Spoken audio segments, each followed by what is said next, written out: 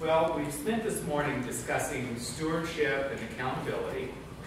Now we want to turn to another topic. Now that we've got our fundraising way up, we want to turn to another topic. We wanted to talk about what happens now when fundraisers, even though they're doing what they're supposed to do, get into areas where there could be some considerations, ethical considerations. And in this module, we want to do three things. We want to talk about, first of all, why are ethics important in fundraising? We want to talk about, secondly, what AFP provides to help understand how to apply ethics in fundraising.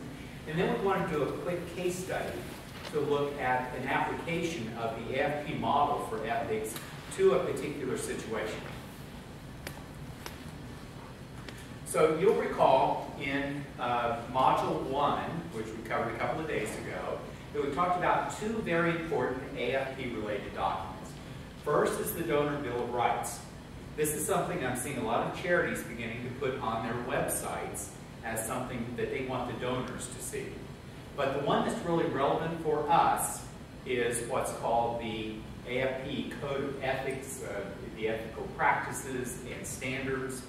And this is really what we use as fundraising professionals to think about how we apply ethical standards. Now, show of hands. How many of you in the past year have faced what you think is an ethical dilemma at your workplace? So fairly common. Now, how many of you have faced that in the last month? Again, those kinds of responses are very consistent with some research that's been done by AFP recently. We just did a study between mid-July and mid-August. And in that study, 42% of the AFP members said that they had faced an ethical dilemma within the past month. Shocking to me, 10% of the respondents said that they faced an ethical dilemma within the past week. So the ethical dilemmas for us are actually more common than sometimes what we think they are. Now, it's not just us, though. Donors are becoming increasingly concerned about what's going on with charitable ethics. This is a cartoon that I think has a sharp side to it, but it's how some people view us. The Brookings Institute has been looking at how people view charities. They asked, first of all, how people view charities today versus in 2000. And we found that there was a 30% drop in the respect that people had for charities versus 2000. In an 8-year period, 30% drop. What I thought was interesting was they asked people to respond to the question, charities waste a great deal or a fair amount of the money that they receive. Catherine, what percentage of people would you expect agree with those statements? 30%? 70% of the respondents agreed with those statements. That's the environment that we're working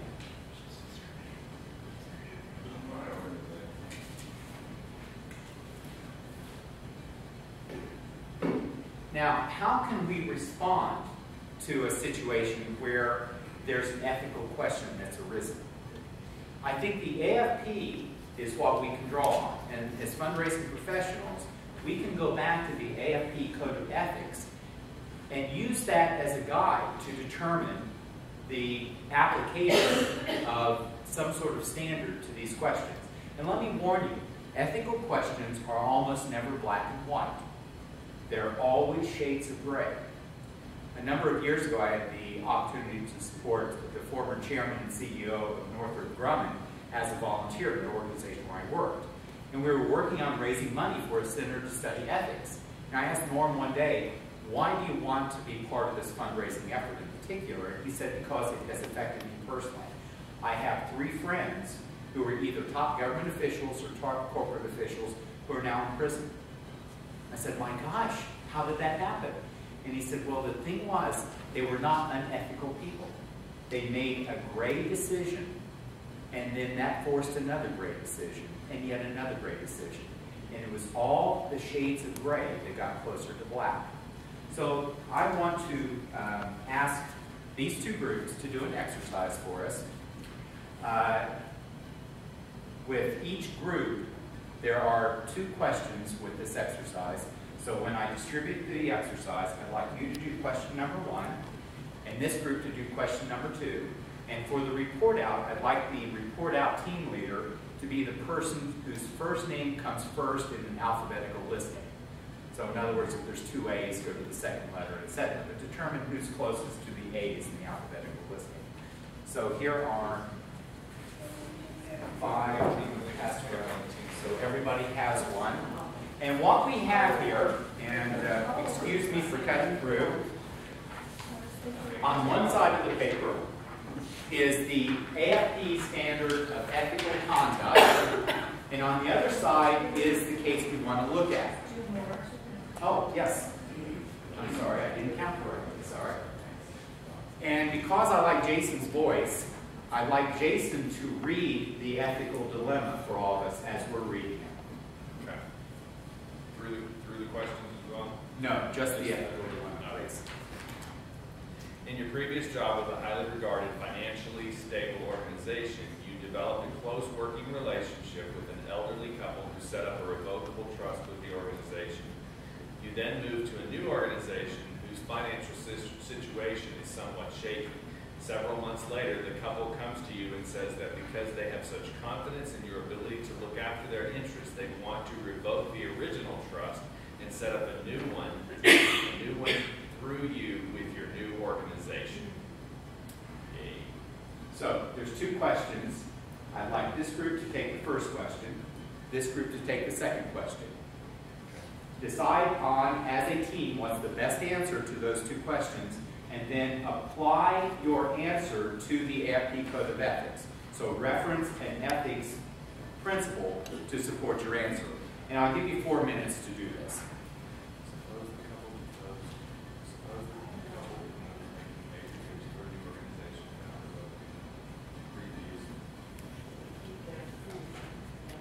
We just want to do a second.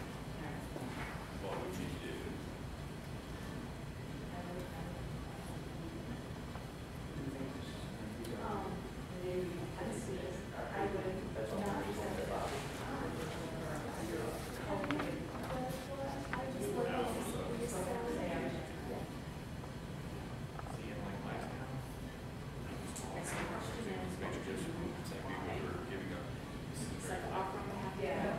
Very light.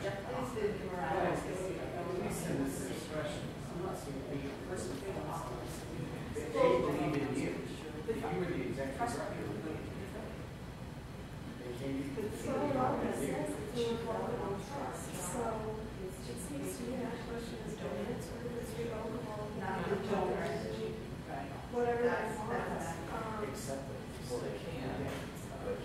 yeah, but it's not really that. That's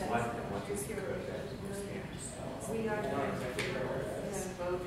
not. How are we doing? Time is running down.